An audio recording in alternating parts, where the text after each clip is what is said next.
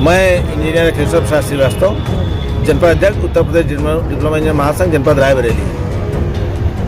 आज हम लोग अपने लंबित मांगों को लेकर के प्रदेश के प्रत्येक जनपदों के मुख्यालयों पर धरना दे रहे हैं और जिलाधिकारी के माध्यम से माननीय मुख्यमंत्री जी को ज्ञापन दिया जाएगा। हमारी मुख्य मांग हमारी इनिशियल ग्रेड पे IGP 4800 को लेकर के है। सन 2016 में हमारी 1 महीने का कार्य बहिष्कार और 1 महीने की हड़ताल चली थी। उस समय तत्कालिक गवर्नमेंट ने हमारे मांगों को मानने का आश्वासन दिया, हमारी हड़ताल ख़त्म हुई और हमें 4200 से 4800 यानी 600 रुपये का देने का वो किया, लेकिन बाद में 400 रुपया विशेष भत्ता के रूप में दिया जाने लगा। क्योंकि वो ग्रेड पे में नहीं जुड़ा था, अलग से विशेष भत्ता के रूप में मिलने लगा। इस सरकार ने कोरोना काल का बहाना लेकर के हमारा वो विशेष भत्ता भी खत्म कर दिया, जबकि पिछली सरकार से समझौता हुआ था कि आगामी वित्त और कार्मिक इत्यादि से करा करके हम इसको ग्रेड पे में जोड़ देंगे। 4800 नहीं लेकिन 4600 कर देंगे। वो ना करके और जो 400 रुपया हमारा विशेष भत्ता था वो भी खत्म कर दिया और पहले तो चालाकी से हटाया और फिर इसको एकदम समाप्त कर दिया। तो हमारे साथ बहुत अन्याय हुआ है। हमारे कई समझौते ऐसे हैं जो प्रदेश सरकार मान चुकी, पूर्ववर्ती सरकारें मान चुकी, इस सरकार से ही बैठक हुई वो भी मान चुकी। जैसे हमें साइटों में विजिट करना होता है, हमें 1 लीटर पेट्रोल के बराबर पर डे लेकर के 30 लीटर पेट्रोल के बराबर की धनराशि वाहन भत्ते के रूप में मिलनी चाहिए। इसका समझौता भी हो चुका है, लेकिन अभी तक आदेश जारी नहीं हुआ। ये सरकारें हमें कुछ देना नहीं चाहती, बल्कि जो मिल रहा है उसे भी छीनना चाहती हैं। हमारी ड्यूटी, हम तकनीकी हैं, टेक्निकल हैं, हमारी ड्यूटी तकनीकी कार्यों पर लगाई जाती है।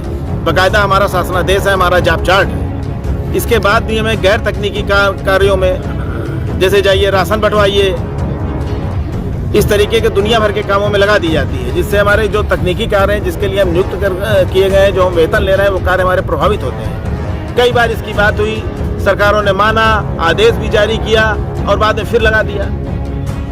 तो हमारी सरकार से ये मांग है कि इसको एकदम से समाप्त कर दिया जाए, हमारी किसी भी गैर तकनीकी कार्यों पर ड्यूटी ना लगाई जाए।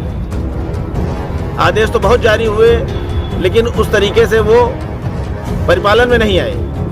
और जो हमारी गवर्नमेंट से देने की, जो हमें वाहन भत्ता या जो IGP 4800 ये सब देने की बातें हमारी जो हो चुकी हैं वो भी नहीं आ रही हैं। और साथ साथ हमारा 400 रुपया भत्ता खत्म कर दिया गया।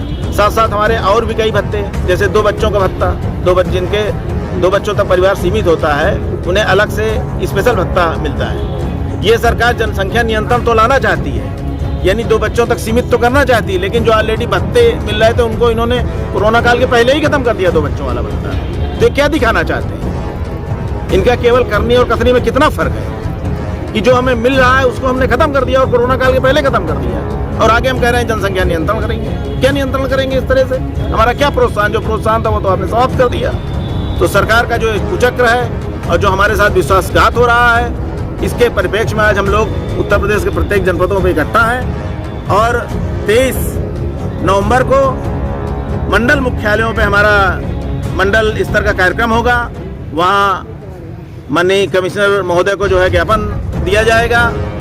इसके बाद भी सरकार नहीं चेतती तो 8 दिसंबर को हमारा प्रदेश व्यापी आंदोलन होगा लखनऊ में, और उसमें हम दिखाएंगे अपनी ताकत सरकार को। और इसके बाद भी अगर 8 दिसंबर को भी नहीं चेतती है तो 16 दिसंबर को हमारी स्पेशल मीटिंग है, हमारी उच्चाधिकार की बैठक है प्रांतीय। उसमें हम दिखाएंगे कि हम आगे की क्या कार्यक्रम करेंगे, कैसे हमारा संघर्ष चलेगा। यथा कार्य बहिष्कार है या फिर हम हड़ताल तक भी कर सकते हैं। इस प्रताड़ना के खिलाफ हम जहां तक हमें जाना पड़ेगा हम वहां तक जाएंगे और सरकार से अपनी मांगे मनवा के रहेंगे। मैं अपने सभी साथियों का, मीडिया प्रभारियों का और जो यहाँ पे आए हैं मेहमान, उनका भी तहे दिल से बधाई देता हूँ कि वो हमारी इन सब बातों को शासन तक पहुँचाए। शासन चेत जाए तो अच्छी बात है, जिससे कि विकास कार्य बाधित न हो, किसी भी तरह की अव्यवस्था न फैले। अदरवाइज अगर कोई इस तरह की अवस्था फैलती है तो इसके लिए सरकार स्वयं जिम्मेदार होगी, वो जाने।